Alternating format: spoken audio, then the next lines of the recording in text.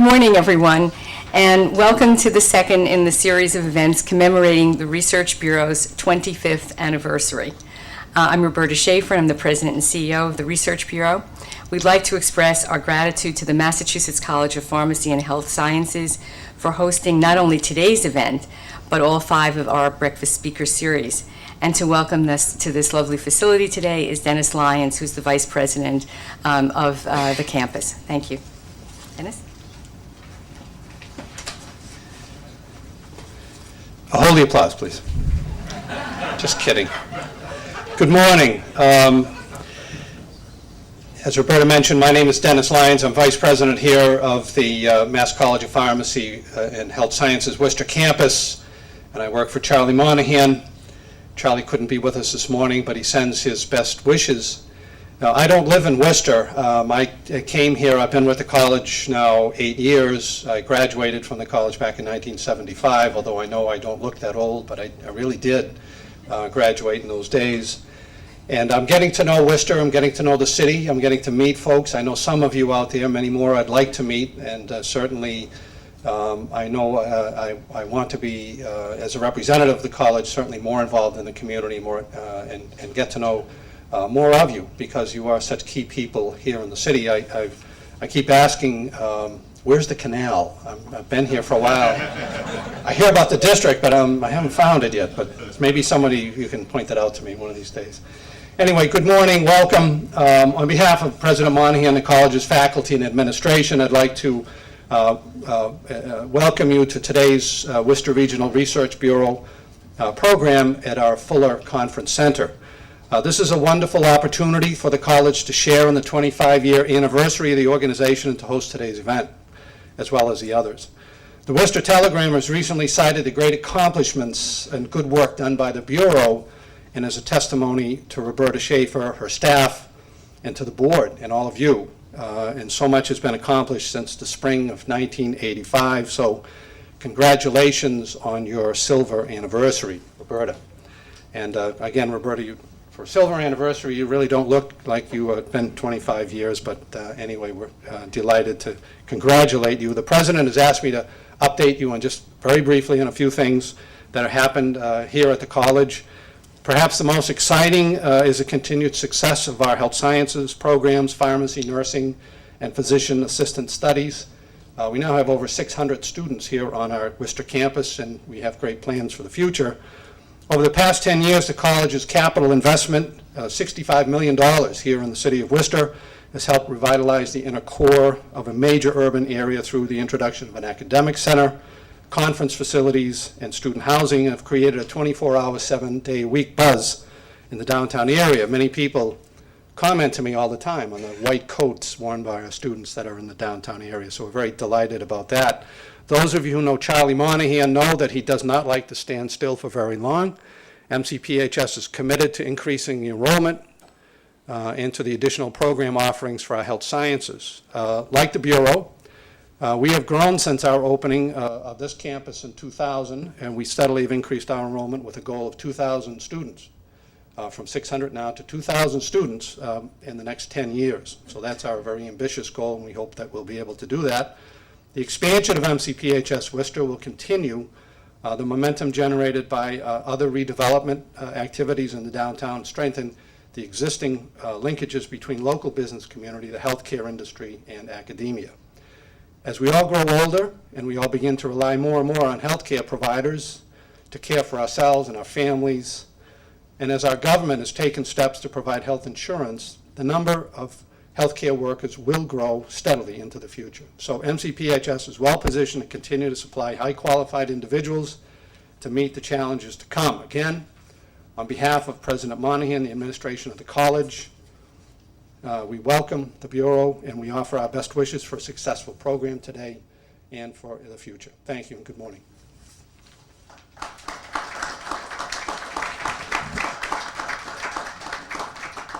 Thank you, Dennis. Thank you so much for your kind remarks about the Bureau and for the update on what's happening at the college. As I mentioned, today's program is the second installment in our 5-part speaker series based on the theme Cities, Mapping the Road to Success. Our 25th anniversary brochure outlining all the events is available on our website, wrrb.org, and you also have a copy of them on your seats. Each event features a nationally recognized expert to discuss the challenges facing cities like Worcester. And the speaker series, like all Research Bureau events and reports, is available at no cost to the public and due to the generosity of our many sponsors and supporters. And I'd like to recognize our 25th anniversary sponsors, including Commerce Bank, our presenting sponsor, and Brian Thompson, the president of the bank, is here, and many staff from his organization. Bowditch and Dewey, our leadership sponsor. Thank you, George Tetler, Jim Hanrahan, Bob Longden, Richard Foote, and others who are here from the firm today. Today's event sponsor is Massport, and I'd like to express my sincere gratitude to Tom Kinton, the CEO and Executive Director of Massport, and John Frankovicius, Massport's CEO. And in attendance today, Ed Frenny and the Director of Aviation at Massport, Fred Mulligan, who's the President and CEO of Cutler Associates and who serves on the Board of Directors of Massport and is a member of the Research Bureau's Executive Committee, and Andy Davis, who is the head of Worcester Airport. Other major supporters of Fallon Community Health Plan, Polar Beverages, Unum, and Rand Whitney. All the other sponsors, of which there are many, are listed in our brochure. The Research Bureau would also like to express its appreciation to the Telegram and Gazette, with which the Research Bureau has had a very special relationship for the last 25 years, and I thank Kristen Nicola, who's the editorial page editor, for being here today. And finally, and Worcester Business Journal, who's also supporting and advertising today's event. And I'd also like to thank Worcester's government channel for videotaping this event and for rebroadcasting it in Worcester and other communities in the area, and for putting it on the City of Worcester's website so that you can download it anytime you want. Okay, now to today's program. It's now my really distinct pleasure to introduce to you today's speaker, Professor Edward Glaser. Following his presentation, we'll have time for questions, and we'll be passing a mic around if you would like to ask a question. Professor Glaser is the Fred and Eleanor Glimp Professor of Economics at Harvard, where he also serves as director of the Taubman Center for State and Local Government and the Rappaport Institute for Greater Boston. He received his BA from Princeton and his PhD from the University of Chicago in 1992 and has been at Harvard since then. Professor Glaser has spent almost his entire professional life walking around and thinking about cities, seeking explanations of why some metropolitan areas such as Boston and Minneapolis are thriving, while others, including Buffalo and Detroit, are in decline. Why is housing so expensive in the Boston area and so much less costly in Minneapolis? What is the role of density, skilled labor, and public transportation in contributing to a city's success? According to Gary Becker, Nobel laureate and economist at the University of Chicago, and I quote, "Before Ed Glaser, urban economics was dried up. No one had come up with some new ideas to look at cities." One of his Harvard colleagues declares that Professor Glaser is probably the most exciting urban researcher in half a century, if not longer. We are pleased that Professor Glaser is here today to share some of his insights about cities with us. Please join me in welcoming Professor Edward Glaser to Worcester and the Research Bureau's program.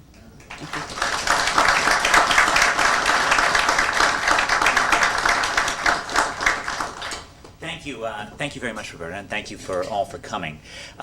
It's really very exciting for me to be here, and I can't claim in any sense to be an expert about Worcester, but even the opportunity to come here and to think about this talk gives me a chance to learn more about this fascinating, important city, and to try and make a little bit of sense of it. One of the interesting things about Worcester is that it's so natural in terms of urban pictures to paint cities as either glittering successes, New York, Boston, London, or staggering failures, the Detroit, Buffalo, Cleveland. Worcester is neither. Worcester is a successful, city. It goes along. It's in the mid range, and that also is interesting, and that also is important. It's also a city that's not, it's not an example of bad urban management. In fact, it's the opposite. It seems like it's a relatively well run urban area. So all of those things, I think, just are useful for setting the stage of what's to come. Just some facts about where we are right now in the Worcester region. So unemployment in Worcester as of February 2010 was at 10.4%.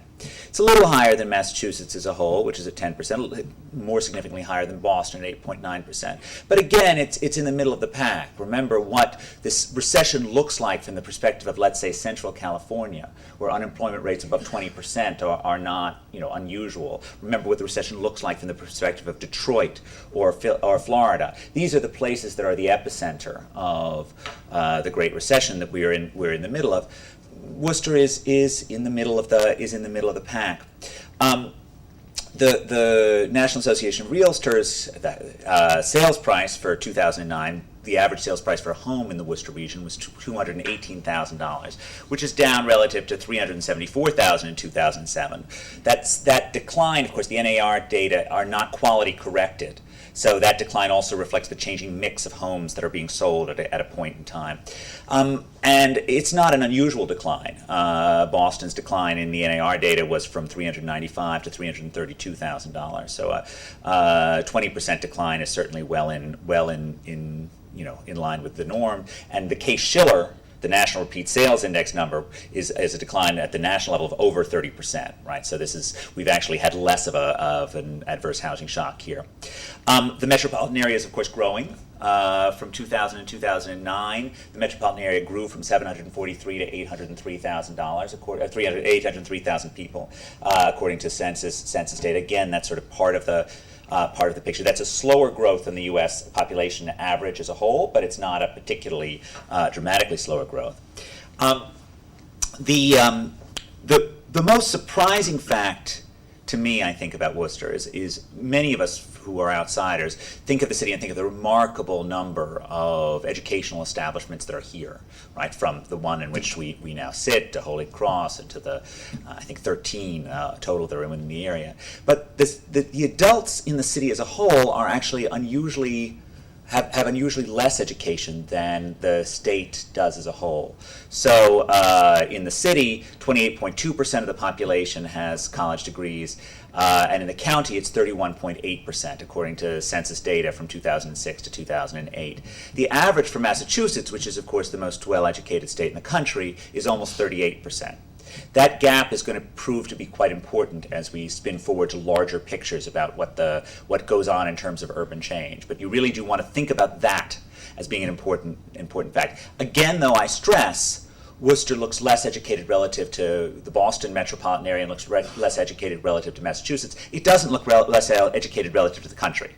So again, the country average for percent of adults with college degrees is 27.4%. So it does depend on what you're norming yourself relative to. The patterns of poverty in the Worcester metro area are quite similar to the U.S. pattern. The central city is quite poor. The poverty rate in the central city is 17.5%.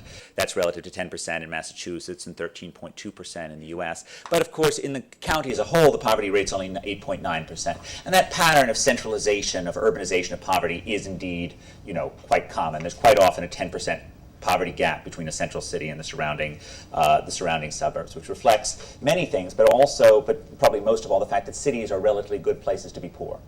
That in fact, it's not that cities make poor people poor. Cities have public transportation, the ability to get around without one car for every adult, and often better social services and inexpensive housing that make them attractive for poor people. And that's an important positive function that actually cities play. So you should never look at urban poverty and see that as being a bad thing about cities. It's actually a sign that cities are actually doing something right in terms of creating an accessible life for those who start with less.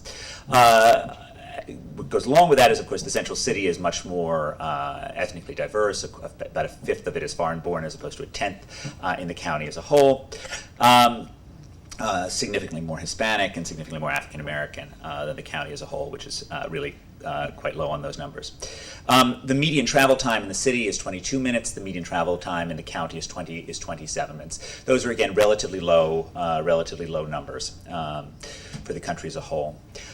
Let's take so that's where we are. Okay. Now, what does that mean?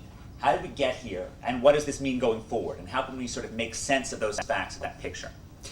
All of America's older cities are, of course, tied to waterways. Every one of the 20 largest American cities in 1900 was on a major waterway. The eastern ones were, of course, on places where rivers hit the sea, and all of the interior ones were on the Great Lakes or the Ohio River or on the Mississippi.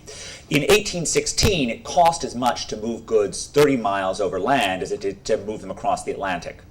And as a result, there should be no surprise that people and businesses clustered around those waterways that did so much to reduce the transportation costs. Worcester is, of course, intimately tied to the Blackstone River and Canal, right? Without that river and canal, it's sort of impossible to imagine Worcester's growth during the 19th century. And indeed, the growth from 1840 to 1860, when Worcester's population roughly triples, is very closely tied to the opening of the canal and the widening of those waterways. I'm not, of course, thinking that I'm telling anything new here, but this is a major part of the story going forward. One of the neat things about Worcester in the 19th century is that it really was a hotbed of innovative activity. It really has just a remarkable number of people, including, of course, Fuller, who this room is I presume, named after, to Ichabod Washburn, to a whole set of really smart people who came up with new products and managed to do remarkable things. This is a traditional model of what cities do, right? In some sense, the industrial city that followed is more of an anomaly than the early 19th century city that preceded it. The early 19th century city, or the 18th or 17th century cities built around commerce, cities built around trade, lots of smart people, right? Ichabod Washburn, smart guy, connecting with each other and often working in relatively small firms that were often gateways to the outside world. This is what those pre-industrial cities looked like. And they're what post-industrial cities, by and large, look like as well. But in the middle, we had this period in which cities increasingly became defined by large factories, large textile mills, large industries that were in some sense ultimately non-urban. They located in cities, again, because of these transportation costs. They located because their founders were often there. And their once small firms, their once seedbeds of innovative activity, became massive firms. Think, of course, the example of this is Detroit. A city which in 1900 looked a lot like Silicon Valley did in 1975, right? There's a genius on every street corner, as there almost appears to have been in Worcester as well in 1865. But these geniuses on every street corner learning from each other, riffing off each other, coming off with new industries, this morphs into the big three. Because what they figure out how to do best is to create unbelievably cheap cars by doing it on a massive scale. But once you have a massive plant at River Rouge where Henry Ford puts up walls and creates a wholly vertically integrated manufacturing operation, it doesn't need cities anymore. It isn't part of the urban project. After all, cities are proximity, density, closeness. They exist in order to facilitate the interactions between human beings. And when cities became defined around large industrial plants, as they did in Manchester in the early 19th century, as they did in Detroit, and as they did to a lesser extent, but also here in Worcester, they lost what made cities special. They lost the ability of cities to innovate and to spread ideas that makes cities so important. The 20th century, if the late 19th century saw the rise of these massive industrial cities, the defining fact of the 20th century was the decline in the cost of moving goods over space. This is a talk where I'm supposed to talk about infrastructure, so let's talk a little bit about that right now. This is what you're showing is one particular mode of transportation, which is rail, and you're looking at the more than 90% decline in the cost of moving a ton a mile by rail over the 20th century in real dollars. Okay. Whereas in 1820, it was prohibitively expensive to move anything anywhere. And in 1900, it was still expensive and worthwhile locating around places that had transportation cost advantages. By 2010, a reasonable first order approximation is that transportation costs for goods are by and large free. And the impact of that has been that those plants, those wholly integrated plants, those large-scale manufacturing plants, moved out of any place that had a cost disadvantage. They moved out of costly cities, then they suburbanized. They moved out of older, colder areas. They moved out of places they moved away to places that had right-to-work laws that made it harder for unions to operate, and they left the United States altogether. All of this is this emigration is the child of declining transportation costs, which meant that these former advantages, like access to a river or a canal, like access to the Great Lakes, like access to rails, became largely irrelevant. And this was the big story of the 20th century, right? The rise of sprawl, the rise of the Sun Belt. So there's no variable over the 20th century that does better at predicting urban success than January temperature. What you're looking at is the relationship across metropolitan areas between population growth and mean January temperature between 1980 and 2000. This should be seen as being part of the decline of transportation costs, right? That at one point in time, industry clustered around the Great Lakes system. Now places have, firms and people have moved to places where they want to live. There's also been, of course, heat-biased technological change, like the air conditioner and the elimination of all sorts of contagious diseases in formerly swampy cities of the South. But this sunshine fact is a strong fact and explains part of the reason why all of New England, not particularly Worcester, not particularly Boston, suffered considerably through the middle decades of the 20th century. A second fact, and here actually Worcester is in some sense in the middle on this, is that the one of the great products of urban density and urban innovation was the automobile, and that of course enabled people to spread out from formerly dense cities, right? I mean, the city of 1900 was built around large-scale transportation infrastructure, and then people by and large walked to it, or if they were taking some form of streetcar or subway, they were then walking to the depot. So things were dense, they weren't built around the car. In comes this massive innovation. You have to, in some sense, remake all of urban form around the car, right? And that's a lot of what we saw in the 20th century. Cities reflect the dominant transportation technology in the era in which they are built, right? The sort of oldest areas of Boston, Beacon Hill, or the old area of Cambridge around Harvard Square, has the winding streets that are typical of the transportation era, of the pedestrian era, right? You get straighter streets, you get grids as you have more wheeled vehicles. Streetcar suburbs like Brooklyn then come up in the late 19th century. Again, the feel of the place reflects those transportation technologies. But all of those places are in some sense mismatched for the car. Right? The car it churns up space, it needs space, and it facilitates large amounts of space. And as a result, America has rebuilt its cities around the automobile. And you've had a tremendous, shift over the past 100 years towards lower density living. Given these events, the surprising thing is that some cities continue to do so well. So if we think about, in some sense, that's the greatest puzzle of our age from an urban perspective, is why is it that the death of distance didn't kill off cities altogether? If you go back to 1975, every one of America's largest cities looked like it was headed for the trash heaps of history. New York was in the midst of its fiscal crisis. Boston was torn apart by social conflict. Right? There didn't seem to be that much difference between Boston and Buffalo or between New York and Detroit. They all looked like their time is gone. All of their former manufacturing industries, which had been built around transportation cost advantages, had largely lost relevance. If you think of New York's three dominant industries of the 19th century, sugar refining, the garment industry, and printing and publishing, all of these were built around the port, and that port had become completely irrelevant, and the garment jobs had fled. And as a result, New York looked like it was finished. The surprising fact is that these cities have come back, and there are many ways to sort of talk about this. I think the best way to understand is that what globalization and new technologies have done is that they've increased the returns to being smart. And what the most remarkable thing about human beings as a species is our ability to get smart by hanging out with other smart people, is our ability to learn from one another by being around skilled individuals. That's what helped New York and Boston get back. It's that ability of people to learn from one another, and I will show you a bevy of statistics that goes along with this in 1 second. But the basic model is that when globalization and new technologies increase the returns to being smart, the demand to be around smart people in some urban areas, and those urban areas that are skilled, went up. And that's basically what saved these places. The same density that once got hogsheads onto clipper ships now spreads this flow of knowledge and innovation. Let me give you sort of if you want sort of a story, a picture in back. What the role of connection, the role of the spreading of ideas does is it creates these chains of innovation where one smart idea plays on the next, and often things that are quite magical come out of that. So frequently in history, so these things have occurred, they're often particularly visible in the arts, so forgive a slight detour. If you think about the Italian Renaissance, the birth of sort of large-scale pictorial revolution in 15th century Florence, that's a chain of ideas, right? It starts with Brunelleschi, who figures out the basic science of linear perspective. It moves to his close friend Donatello, who puts it into low-relief sculpture on Orsan Michele. It moves to their friend Masaccio, who puts it into a painting on the wall of the Brancacci Chapel. It moves to his student, that less than saintly monk, Fra Filippo Lippi. It moves to his student Botticelli. It's a chain, one idea riffing on another. It's the same thing that explains the rise of the skyscraper in 19th century Chicago, right? There's a huge architectural debate about whether or not William LeBaron Jenney or someone else is responsible for the skyscraper. The answer is there were about 8 people, all of whom interacted with each other and stole each other's ideas and came up with this revolution that did so much to change cities.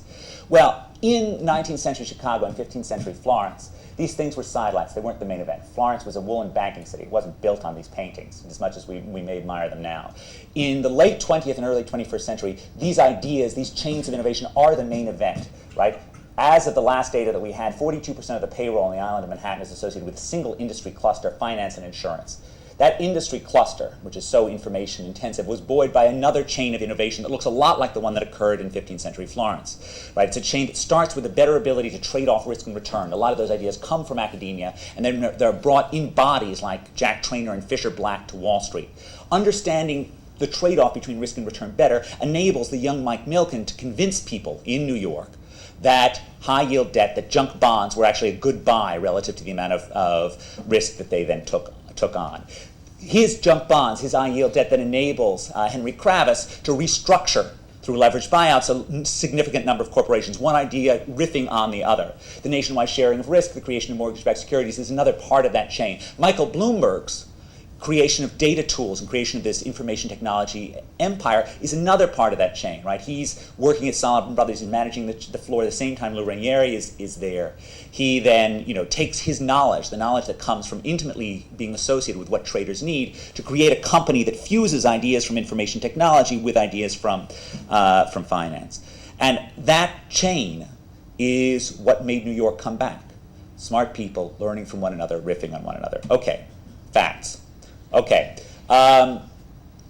this is the relationship between population growth across metropolitan areas between 1970 and 2000 and share of the population with college degrees in 1970.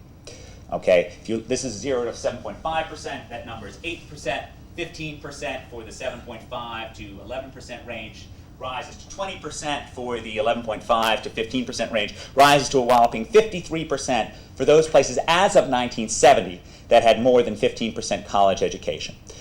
After January temperature, skills are the big explainer of which cities have managed to come back. And the reason for this is completely part of the story that I just told you.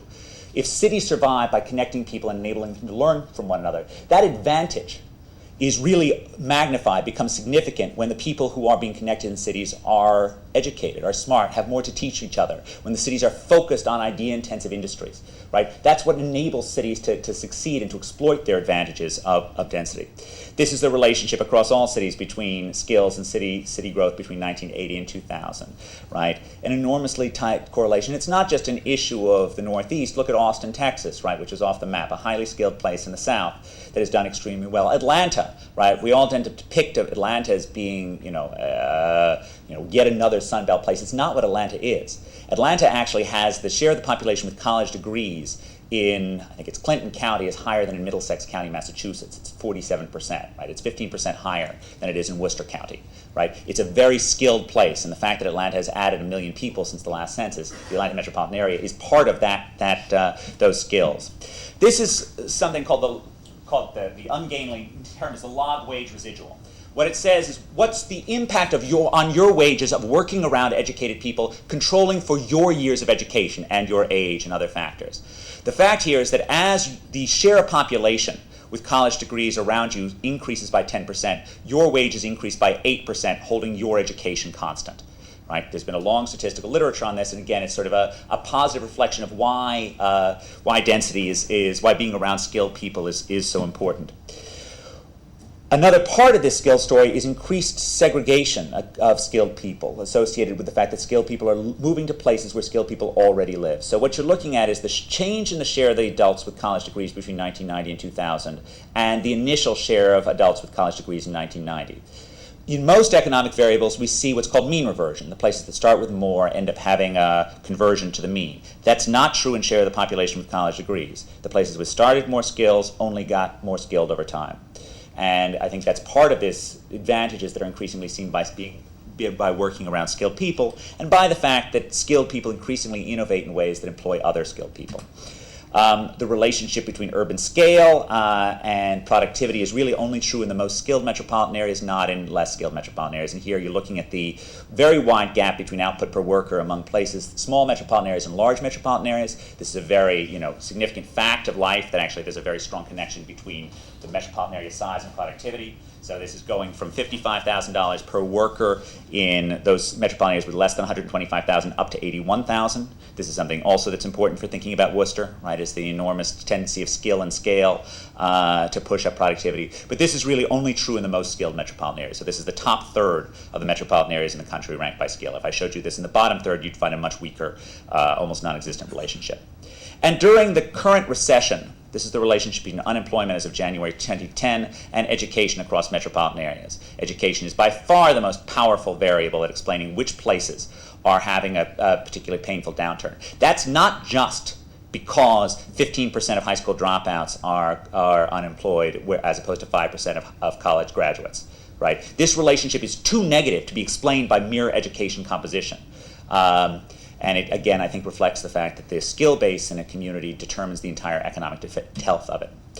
There are a number of other things that are statistically likely to be determined associated with urban success. And I should say, if any of, there are lots of statistical issues associated with this education success relationship, all of which I'm happy to talk with you, and there are reasons why I think a lot of people are confident that this is a causal chain that runs from education to subsequent urban success. There are other determinants of economic success that are slightly less robust, but are still quite interesting and informative. There's a strong correlation between growth and the abundance of small firms. So let me show you this. This is the employment growth at the metropolitan area level between 1977 and 2000, and the number of workers per firm in 1977. This is also true within industry. Those places that look like Detroit, that have large independent firms, do quite poorly. Those places that have lots of small competing firms do quite well. That's actually a big story, and it's why we should be particularly wary of the smokestack chasing strategy of urban development. Right, luring a large employer to your area has not been associated with long-term urban success. Although it does appear to have had short-term benefits in lots of places, especially if it can inculcate skill accumulation among other workers. There's a weaker correlation between industrial diversity and later growth. Another fact I think that's really important. If you think that skills are so crucial, then you're naturally led to the view that it may well be that the best economic development strategy is to attract smart people and then get out of their way. That's a strategy that I find quite appealing. It's not a laissez-faire strategy by any means, because in fact, attracting smart people involves creating a great quality of life for them to live in their areas, all of which requires massive and involved public sector role. Part of the story of the decline in transportation costs has been the rise in the consumer city. So clusters of genius may be more important than ever, but those clusters are no longer tied down by a river or a rail yard or a coal mine, right? Increasingly, cities have formed in places where people want to live. And at the same time, that's about the Sun Belt, and that's about sprawl, but it's also about older cities that are able to attract people with amenities like the Art Museum here in Worcester. Using a simple piece of economic logic, I'm able to rank amenities in the city by looking at the relationship between rents and wages. And basically, high amenity places are places that are really expensive relative to the earnings that workers get. Low amenity places are places that are really cheap relative to the earnings people get. So with this index, all the highest amenity places were in coastal California, and the lowest areas were by and large, some problem with the Connecticut data, but they're by and large a rogues gallery of places that are either too hot or too cold. This is the relationship between this amenity index and subsequent growth. Places that are attractive to consumers have done quite well relative to places that are not. And there are other variables like the number of hotel nights, the number of visitors that also are clearly associated with success. So if you want to think about sort of the chain that leads towards urban success, it's having the amenities that lure in skilled people who then innovate and create small entrepreneurial startups that then generate success through chains of ideas. Now, let's move this back down to Worcester. So where does Worcester fit in all of this? So it's, as we said, it's sort of in the middle of the skill pack nationally. It's relatively low relative to the U.S. level. This is important. And in terms of thinking about the long-run economic success of Worcester, the skill problem, the skill conundrum, the fact that you have so many schools of higher learning but don't manage to have a huge retention rate, I would think that should be job one. That in fact, thinking about how to change that, which is not easy, is the most important thing that can be done. The second thing I think that's interesting about Worcester is that it's a strange combination of urban density and sprawl, right? From this perspective, from right here, we're in an old city with traditional old city charms, with beautiful old buildings and the ability to walk around and interact with people. From a Boston perspective, the surrounding area feels like the outer edge of sprawl. So you're in some sense combining two features, and that's an interesting place to be in terms of playing off those two things when we think about the greater Worcester area. The fact that Worcester is on the edge of Boston is important also because Boston has done so much to make it difficult to build in closer-in areas, and that's one of the reasons why sprawl has moved as far out as it has within our area. Boston is among the most restrictive metropolitan areas in the country. These restrictions are largely man-made.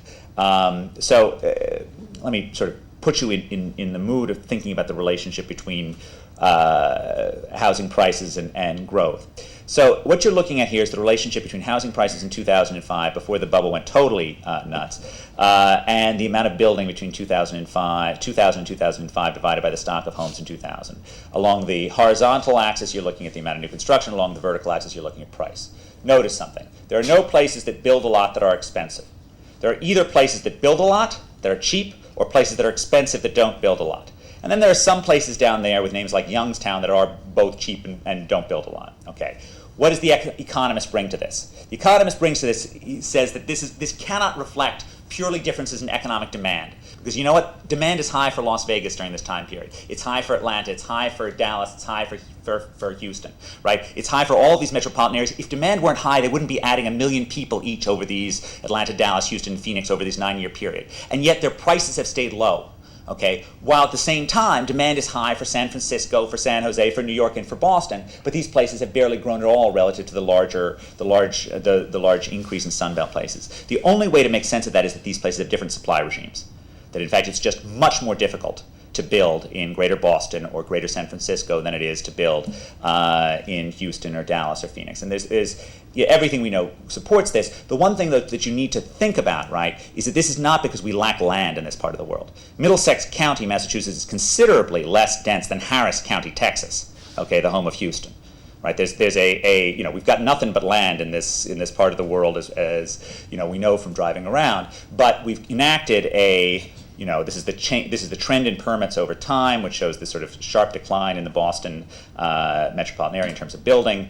This is the rise in rules that localities have put up in the inner Boston area over this time period. And these are rules that already go beyond the fairly significant state-level laws on things like wetlands or subdivision rules and so forth. But the Boston area, and this is across 151 cities and towns within the inner and closer in Boston region. The top one is wetlands, then we get septic, subdivision rules. All of these things have increased dramatically over time. One of the odd things about this rhetoric, about the rise in these rules, is of course they are justified by often environmental language. Why else would you have a wetlands rule other than an environmental rule? And yet, far too often the environmentalists have it backwards, as indeed this gentleman did. This is, of course, Henry David Thoreau, who, I think I don't know how many of you remember this story of the charming afternoon in April 165 years ago when Thoreau went out for a walk in the Concord woodlands near Walden Pond.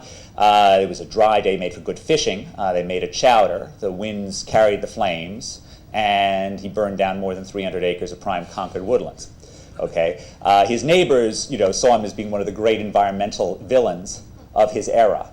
And the truth of the matter is that no merchant living in downtown Boston did more harm to the environment than Henry David Thoreau did during his era.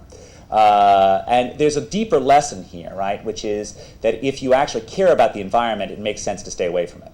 Right? If you care about nature, it makes sense to cluster in dense urban areas rather than to live around woods, and that's a general fact. So I've put together with Matthew Kahn this measure of how much carbon emissions are by location, And as you can see, the places that have the lowest carbon emissions in the greater Boston region are those places that are traditional urban areas. And I think if we come to the view that actually carbon emissions are an important aspect for rethinking federal policy or rethinking state policy, that will only lead towards privileging the urban core of Worcester as opposed to the suburban fringe. With that, the other thing that I graphed over is one of the interesting things. If you look across metropolitan areas, the places that are the greenest in terms of having the least carbon emissions are also the places that are most restrictive. So if you actually thought from an optimal environmental policy, you'd want the most building in the places that are the greenest, because you're actually lowering carbon emissions per person by pushing them there. In fact, what local environmentalism does is it pushes people away from places that are green, like coastal California, towards places that are considerably browner, like Houston, Texas. Okay, Worcester's economy today. So I did a quick little look at the Worcester metropolitan area on county business patterns, which claims there are 290,000 workers earning $11.8 billion. That's a big gap in productivity between Worcester and Boston, right? So, or at least in payroll per worker. So it's a $40,000 per worker versus $60,000 per worker number in Boston. There still is a significant fraction of the population in workforce in manufacturing, fairly diverse manufacturing, which is an interesting place to be. And I think the key in terms of thinking about manufacturing is anything that continues in the old model of manufacturing where you're trying to take advantage of scale economies and transportation costs in cities, that model is dead, right? The only model in which manufacturing makes sense is it's part of the creative process. That's just sort of part of the learning from one another and trying to sort of leverage on the traditional urban assets of having smart people together who learn from one another. The largest cluster is in employment, 57,000 people, is in healthcare and social assistance. That's actually a danger sign. And in fact, there's no industry that is more negatively associated with subsequent success than the share of the employment in healthcare. That doesn't mean, of course, that healthcare isn't going to be an increasing part of the U.S. economy. It doesn't mean that the enormously valuable skills being taught here in this place aren't incredibly valuable. But when cities become over-dependent on that industry, and which often means that they don't have enough else going on, they tend to decline fairly rapidly. And that's what we saw between the 1990 and 2000 period. There's also a significant cluster in retail trade. I think if you ask me to put it together, right, so the biggest issues, I think, for Worcester going forward are there's a great college base. There are things here that should be associated with skills, but too much the colleges think of themselves as serving the nation rather than serving the region, and there isn't enough integration in terms of the region trying to retain the enormous number of skilled people who go through here. Clearly, as in all cities, there's a need to focus on quality of life issues. Obviously, the most important of these is quality of public schools. Nothing is more important in terms of attracting skilled parents to a region than the quality of the schools where their kids go. And in terms of a long-run development strategy, there's no better one than focusing on improving the quality of schools, both because it produces trained students and also attracts trained adults.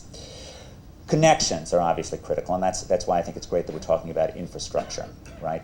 Cities are gateways between oceans and continents, right? This is what New York has always been about. It's what Boston has been about. Those connections are critical, and one of the reasons why I remain bullish on the cities of the East Coast is that I believe that America will continue. I think it's idiotic to debate the fact that America will continue to become a smaller share in a larger global economy. Right? That's how the world will continue to look. As a result, those places that specialize in connecting to the larger global economy are going to become increasingly more important. And whether or not that happens through direct rail access, direct air access to Worcester, expanding, or through greater ties between Worcester and the Boston core, I remain agnostic on.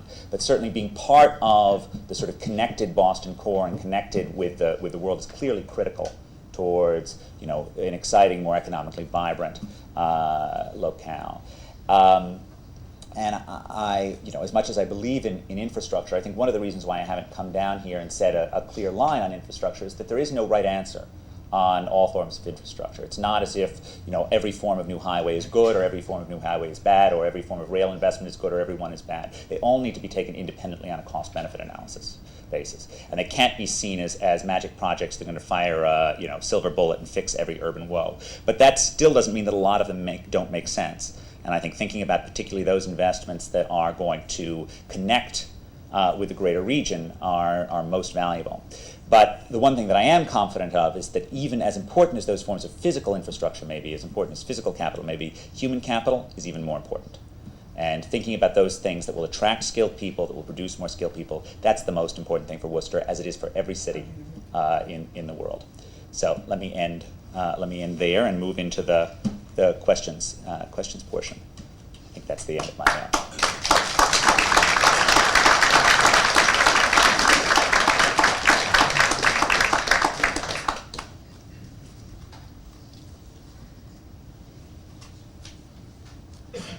Yes, sir. Do you have any Oh. suggestions? Oh, yes, of course. Do you have any suggestions on how we can retain graduates of our universities? So, okay, so within this world of attracting skilled workers, there are roughly two schools of thought, right? And it depends on who you think of when you think of who an innovative entrepreneurial person is. And if I can use as a straw man sort of Richard Florida myself. So Richard Florida's original book, The Rise of the Creative Class, was based on, his emphasis on that the role of creativity in urban success came out of earlier research that I had done, right? So we clearly are at one in terms of our view of the importance of smart, creative people. But I think Richard and I have a slightly different stereotype of what a creative person is. I think Richard's view is it's a 28-year-old wearing a black turtleneck hanging out at a coffee house reading Proust. And I think mine is it's a 39-year-old mom with 2 kids who works in a biopharma lab and is trying desperately not to let her life get out of control as she's trying to vary between work and job. Those things lead you towards different suggestions as to what are the key amenities. So the Florida view is that it's all about hip urban spaces and public arts and great cafes, and my view is it's all about decent public schools and fast commutes and safe streets for your kids. There's surely truth in both of them, and I'm not averse to the Florida type investments as long as they're cheap and as long as they don't distract from the basic business of urban government, of local government, which is safe streets and good schools and fast commutes. Unfortunately, safe streets and fast commutes and good schools are never cheap. Schools we are in a renaissance of periods of education research where we have increasingly figured out how to make our schools more effective, particularly urban schools, through sort of channeling the traditional urban virtues of competition and innovation, which have been so sadly lacking in the large local public monopolies that have run our school districts. And I think there is hope there. But let me say something positive from sort of Worcester-specific views, right? So if you're Worcester itself, the Florida strategy seems a little more attractive than I would have thought it was in many other areas. And the reason is you've got so many kids, right? That in fact thinking about the kid-specific urban amenities is not at all crazy. And thinking about what is going to make sure that every kid who comes through Holy Cross thinks that Worcester is just a darn cool place to be, and why would she move on if she has the opportunity to have a decent job here in Worcester because it's so cool here? Now, unfortunately, micromanaging cool is not easy, and that's another problem that I've long had with the Florida approach. Mostly, I think it's got to be about land use regulations. Public art is cheap. At least if done right, and just a little bit of stuff around the edges that is trying to make the city more friendly and more fun for people in their 20s who have college degrees. But staying focused on that group. That group is also particularly natural in terms of thinking about the downtown area, since as opposed to the mom with her 3 kids in the biopharma lab. This person actually doesn't really want to live in a large suburban home. This person actually wants to live is perfectly happy at the idea of living in a converted mail loft. Next question. Good morning, John Carnegie. I really appreciate your oversight that you've provided to us. There are a couple of accelerants or catalysts that we brought to the table that might merit some further insight. There's a bill that State Representative John Benenda sponsored on my behalf, 2692, which facilitates the 4 million of us over the age of 18 leveraging our personal relationships to help attract companies to Massachusetts, whereby a percentage of the taxes paid at the state and municipal level would be set aside for paying off any of our personal bills at the municipal or state level. So that's one accelerant or catalyst that's on the table. Second point is with regards to retaining those college graduates. On top of that is the possibility of creating a 3, 5, or 7-year contract where if those graduates stay within the Commonwealth, that they may have a favorable subsidy on the cost of living. And the third point with regards to infrastructure, which we worked on 12 years ago, was not necessarily your traditional infrastructure, but Fiber optics, we helped to attract over $100 million of telecommunications assets to the city of Worcester, built a blueprint to leverage that, and also a venture capital fund. So these are things that are in play or are at the table right now that could help to retain that intellectual capital that still presently is fleeing the city and the Commonwealth in general. Sure, thank you. I'm going to, I mean, again, I'm going to plead on the fiber optics point that, again, infrastructure needs to be taken on a case-by-case basis, and without having actually seen the numbers of this particular investment, I can't possibly say whether or not I think it looks right to me. But I think thinking about new investments always makes sense, right? We always need to be thinking and planning for the future, and thinking in creative ways about good forms of infrastructure does make sense. The role of the state in terms of paying for education and supporting skills in various ways and creating scholarships which then get paid off if you stick around the state through your tax dollars. This is a very sensible place to be innovating, right? I mean, I think the success of Atlanta is hard to imagine without the Hope scholarships that Georgia had. A very heavy focus on paying for education for kids who then stay in state.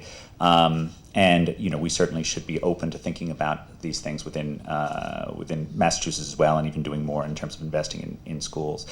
From the state level, I'm probably more worried about the places in terms of primary schools that are underperforming, rather than I am the tertiary sector, right? That I'm more worried about the kids who are growing up in poverty who are actually not getting better schools. But I think all of these areas are good areas for further thought and further investigation. And we just need to keep the focus on human capital and on skills, both in producing it and in retaining it. Absolutely. You also had your hand up too, as well. Hi, Debbie Carey with Mass Audubon, and here in Worcester we have a 400-acre wildlife sanctuary we manage with the city, but Worcester is home to over 50 fantastic parks and open spaces and trails. I'm hoping you're going to tell us that those amenities play a big role in cities that are growing. The interpretation of this is that places that are attractive places to be are doing extremely well. Which amenities are most important? This, of course, doesn't tell us very, very much about. But certainly, that's Massachusetts. Has lots of beautiful open spaces, and those are certainly an asset that we need to treasure. It is best if we figure out how to make those open places both accessible, but also not in areas that could be. They're close in that could be developed, right? In the sense that you want people to be highly dense and next to each other, and then you want the sort of open space to be around it rather than sort of in the urban core. But that's a sort of more modest note. Any other questions? Yes, ma'am. Could you talk a bit more about the reliance on health industry and service industry and expand on that somewhat? Okay, my point again was not to suggest that especially not speaking at the Massachusetts College of Pharmacy and Health Sciences, that the health industry isn't a wonderful thing that is destined for internal greatness as we continue to spend more and more on healthcare. I think that's likely to be the case. So it's not that I think having a robust health industry in your area is in any sense bad. It's not bad to have a robust health industry in your area. The problem is that it's the share that one worries about. And when you think that why I think there's such a strong negative association over the past 20 years between the share of employment in healthcare and social assistance and subsequent success is because those places that have a high share don't have a lot else going on. And the fact that the share in Worcester is as high as it is a slight danger sign that you need to worry about. It's not in any sense, nothing's wrong with healthcare. Healthcare is great thing that we have healthcare. Lots of innovations are going to come out of healthcare, an important area. But I would feel more comfortable with a smaller share, not by decreasing healthcare, but by increasing the other stuff that's going on around it. That's all. Yes, sir. Yeah, I want to ask you about what I found interesting about your presentation was that the continuity that you posited between what made Renaissance Italy City successful and what made Detroit successful and what made New York successful now, because it looks past what some people might say is the difference between the way the old economy based on producing goods works and the way the new economy works based on providing services. Some people might say there's a big difference between, for example, how Henry Ford made his fortune and how Henry Kraus made his. Then they also say that there's some things that an imbalance about an economy that's purely on providing services, essentially the firms who are actually doing the real work versus actually an economy based on production. And I just want to know if that's what you're saying, that you think this distinction that sometimes knowledge-based versus, or knowledge economy versus production-based is a useful distinction or not in terms of what sort of urban economic strategy we be thinking about to bring ourselves to that. Okay, so I do think it is sometimes useful to differentiate between producing ideas versus producing goods. I think that's absolutely right. And I think cities today do not have a comparative advantage in producing goods. They have a comparative advantage in producing ideas. That in fact, once you've actually gotten the idea down, once you put the knowledge in place, it's often cheaper to make those goods someplace else. And I don't see anything wrong with that.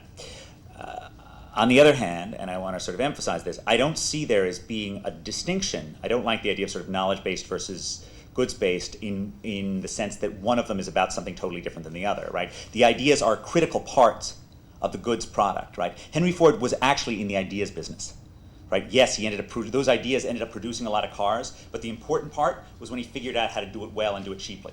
And the dominant thing that Henry Ford did, which is exactly the same thing that Henry Kravis did, was about creating ideas. Henry Kravis also one can defend, and I think actually, as opposed to, say, gambling on synthetic CDOs, which is a considerably harder thing to defend, the leveraged buyout movement is pretty easy to defend, right? If we look at the sort of amount of, insular, think the, F. Ross Johnson, RJR Nabisco world, we think about the sort of insular, well-protected American corporations of the 1970s, having a wolf at their door who's pushing them to restructure is a great thing. It's a great thing for the production of goods as well as the production of ideas. One of the reasons why I see such continuity is that historically cities have always been in the ideas business, right? If you go back before the Industrial Revolution and you go back to the places that were the birthplaces of, in some sense, the modern world, go back to the modern Western world, certainly. You go back to Florence, you go back to Bruges, you go back even to Birmingham, right, that ancient metalworking city in England, right? These are all places that specialized in the most knowledge-intensive crafts of their era. Right? They specialized in the transmission of information over places and over continents. They were trading cities. They were commercial cities filled with smart people who interacted with each other. Yeah, they did a little weaving occasionally, but in fact, even that moved out to suburban locales, suburban shops fairly early on, and actually it became more intensive in the trade aspect of this. So from a city's perspective, having a knowledge-based trading economy isn't new, it's old. And from a 500-year perspective, the odd thing is that cities ever got into the business of having large-scale textile mills and making huge amounts of, relatively, repetitive process. That's in some sense the outlier. And I think we shouldn't be surprised that industrial model has fallen away. And I don't, I worry about having too much of the economy and too much of America's human capital trade in synthetic CDOs, and I don't mean to suggest that I'm not worried about that. But I don't worry at all about America being in the ideas business rather than being in the goods business. I don't think there's any necessity that we have to make products here. I don't think that actually restricting goods production to the U.S. is a sensible way to deal with inequality either. I mean, it is true that the goods production era of the post-war era did good things in terms of American inequality, but I think the right way to fight inequality is to make sure that more Americans are skilled and can take part and can participate in an idea and knowledge-based economy, not to try and screw up the patterns of trade and try and make sure that places that are cost ineffective at producing goods still continue to produce those goods.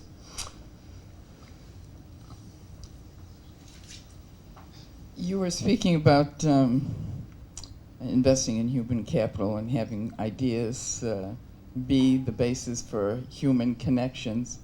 I'm just wondering if, in our attempt to be a cool place that attracts and keeps college students, how can we reconcile being a cool place with the location of a freight yard, basically in abutting downtown Worcester, and with our goal of being the New England hub of freight traffic versus idea traffic? Again, I would like to make it clear that I am not expressing an opinion on any particular form of infrastructure investment of any form.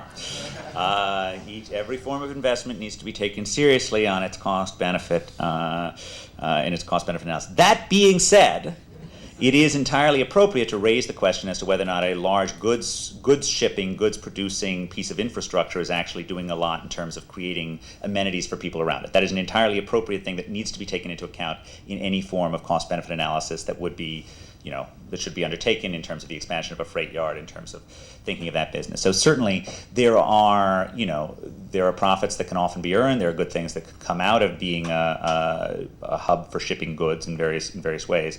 But it seems unlikely to me that that's going to be much of a recipe for long-run urban success relative to attracting smart people who are then going to innovate in ways that are going to make the region more productive. Yes, ma'am.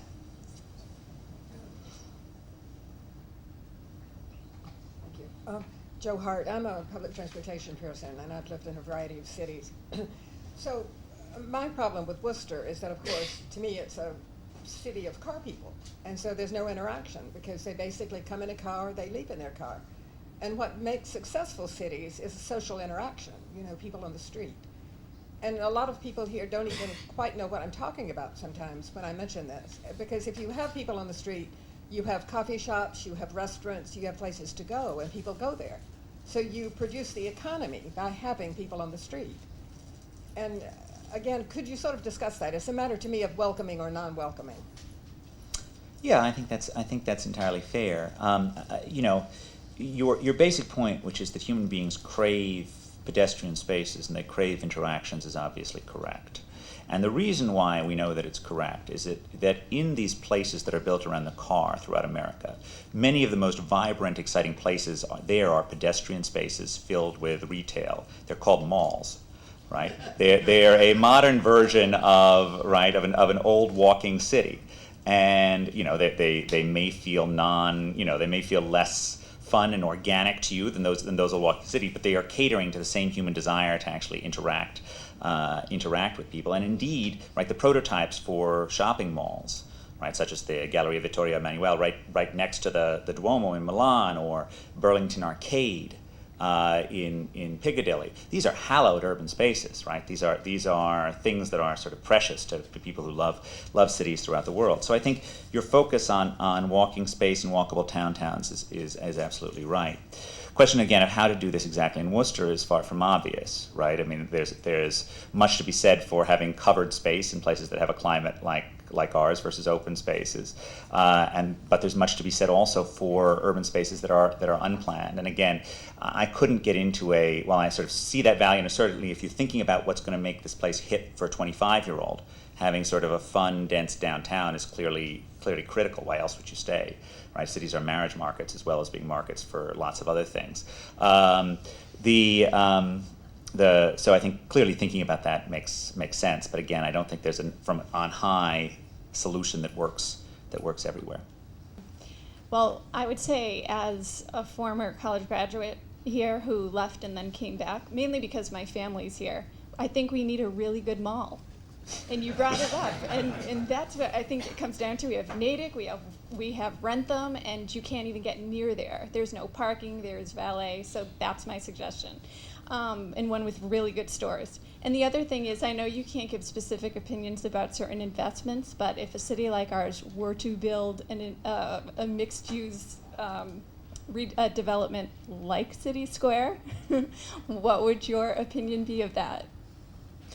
You know, I think you're speaking from the right demographic, right? Thinking about fun mall-like spaces is clearly appropriate. Then the question is, to what extent do they need public subsidy versus not, right? I mean, to the extent to which these spaces are built entirely with private dollars, it's hard to see the downside of them. But then the question is, if we're asking the local government to pony up large amounts of money for the infrastructure or tax breaks that support this, then we need to think a little bit more clearly about it. And that's why, as I said, each investment decision needs to be treated on a case-by-case basis rather than there being a uniform answer across anything. But certainly, again, thinking in these areas is entirely appropriate. Yeah. Good morning. My name is Marge Bicchieri, and I'm a resident here in the city. I've been here since 1970, and I'm looking at the numbers as far as the degrees and how our numbers are low. My thought is we have a very large number of immigrants here in the city, and a good number of them are so well educated and have come here with very high degrees that are doing very, I'm going to say menial jobs. I'm just wondering, with all the colleges that we have here, how wonderful would it be to have them tap into that intelligence, if you will. And by example, I'll give you like a really good example. I've sponsored about 15, 17 families that have come from Albania. And 9 years ago, I sponsored a family of 5 where they came from a little village, and the gentleman was a shepherd. And I'm not exaggerating, a shepherd on the hills of Albania, okay? And it's a good job there, but again, on the education level. So now he's here. He came in 2001, and he actually makes about $9.50 an hour today, okay? Then I've sponsored two of the other families that I've sponsored. They've come with medical degrees, the gentlemen, and the wives, medical degrees, and one of them today makes almost $10 an hour, and he is an anesthesiologist slash gynecologist. And I'm wondering, for instance, these people that have come with these high degrees, I'm wondering if that would benefit the city and the state if the colleges were to make it possible for them to tap into some way of getting them to perhaps use their smarts, intelligence, and then therefore up our level, our numbers. I'm a big believer that cities are good for immigrants and immigrants are good for cities, particularly when we're talking about immigrants at the higher level of the human capital distribution. As I noted earlier on the talk, 1/5 of the city of Worcester's population is foreign-born, and that foreign-born number is certainly high relative to the U.S. as a whole. And it's a smaller number for Worcester County for the larger area. It's about 10%. I think the question about how to frame, and I think you did a good job with this. I think the framing the question is sort of how to think of your immigrant population as an asset, and how to help it, make the city more exciting and more economically powerful is exactly right. And I think it's both about giving skills to those immigrants, but also attracting immigrants at the higher end of the skill distribution, right? Those are sort of two assets that one thinks about. And I think figuring out how to leverage your tremendous education base to make that possible sounds exactly right. What exactly the program should be, I'm not entirely sure, but thinking about what can be done to actually make that work. And obviously, one of the reasons why cities are good for immigrants is that you don't have to come to this country and immediately pony up enough to buy a car for every adult if you live in downtown Worcester, right? You need whereas you would if you lived somewhere deep in the suburbs, and that's obviously another advantage that urban areas have for immigrants. I think the greater promise, right, of a larger immigrant population is it's part of making Worcester a more international city. As I said, the sort of the great role of cities in the 21st century for the U.S., or one of them, is going to be serving as gateways across the world.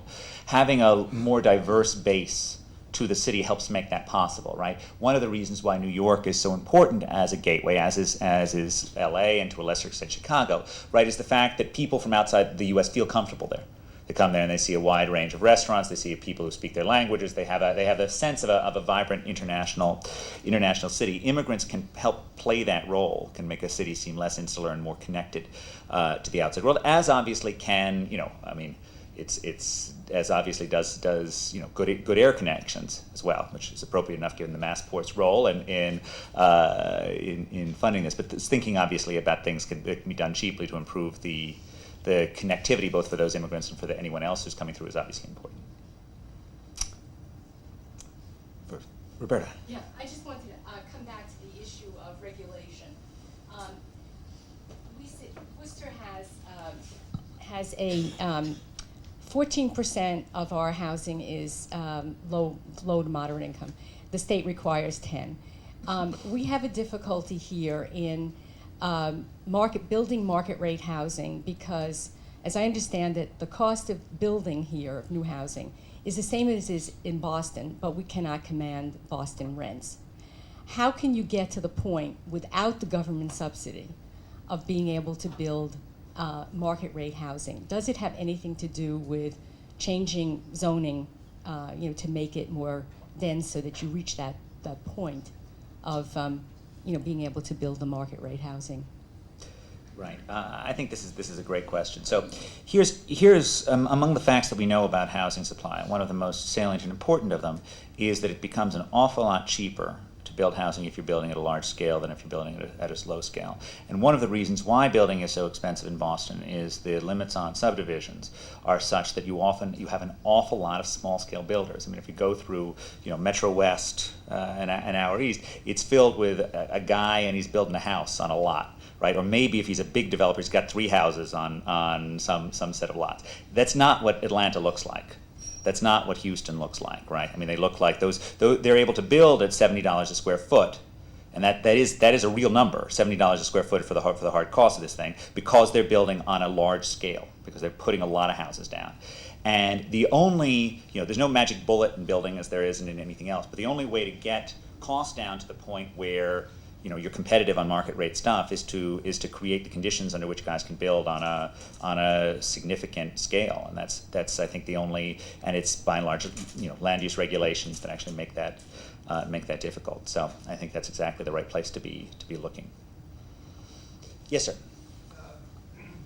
Recently, what Detroit did was they started taking down neighborhoods, and could you apply that same model in Worcester or Boston or Massachusetts, where you're taking down 3-deckers that, in order to meet code and housing, the investment it overwhelms the price that you pay for it.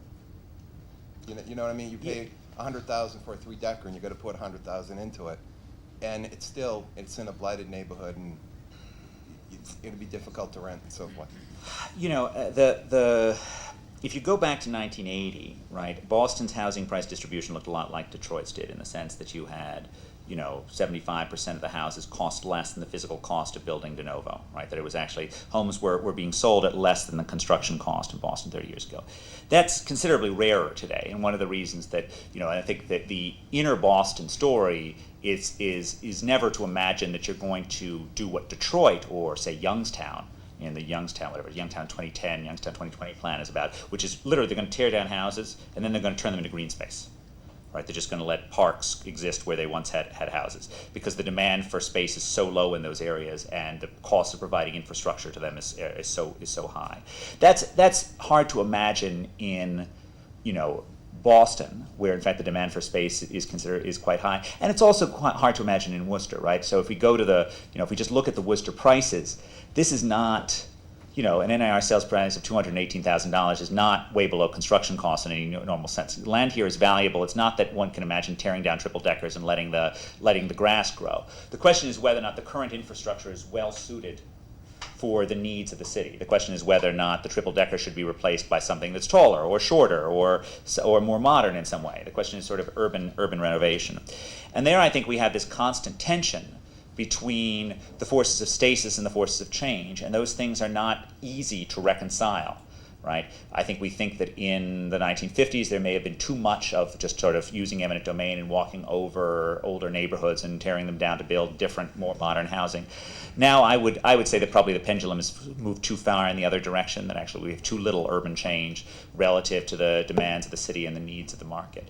So I think actually thinking about how to make it that easier, but I still would, I still think that you should never, or at least never say never, but we should be appropriately cautious about uses of eminent domain to do stuff, but we should be more forgiving if there's a private developer who purely through market transactions assembles some set of triple deckers and then wants to change that into some more desirable space. We should be relatively forgiving with the rules that would enable that person to do so. So I think thinking about getting rid of the regulations that stops private entities from doing that seems good to me. I still have more qualms about the idea that we're going to then just bulldoze over existing communities because we've decided from on high that we think there would be a better use for that space.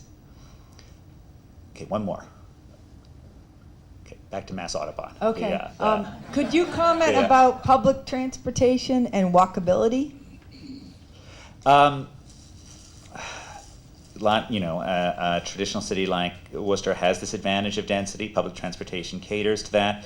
That's all a good thing. I would say one thing on public transportation, though, is that there is, almost 50 years of tradition among Harvard transportation economists have come up with one universal mantra, which must occasionally have its faults. But the mantra of those transportation economists has often been reduced to bus good, train bad. That in fact there's just an enormously positive, just that the advantages of buses are just so high in terms of cost and flexibility, particularly in places of urban change, relative to laying down rail yards, which are just enormously expensive in terms of making things work. So I think investing in public transportation makes sense, but to the extent to which that can be done with light, nimble, shuttle bus type arrangements, especially when you've got a place of sort of mixed density levels like Worcester, right, where this is not Manhattan, right? No part of this looks like you have these massive towers, which are the ones that, Manhattan, Hong Kong, Shanghai, these are places that fit really well with rails, right? Because you just have these hyper dense areas. Something that's mixed, you want to make more use of of more flexible technologies. And if you think you've really got a massive congestion problem, it's always, and you want to attract it by a subway option, don't forget it's always cheaper to build a tunnel and run a bus through it than it is to lay down a rail line, and you get exactly the same advantages in terms of speed. So I guess that's the last question. But I do certainly see there being a positive role in public transportation. So with that, let me end, and thank you all for your attendance, and thank you for giving us a chance to talk about Worcester.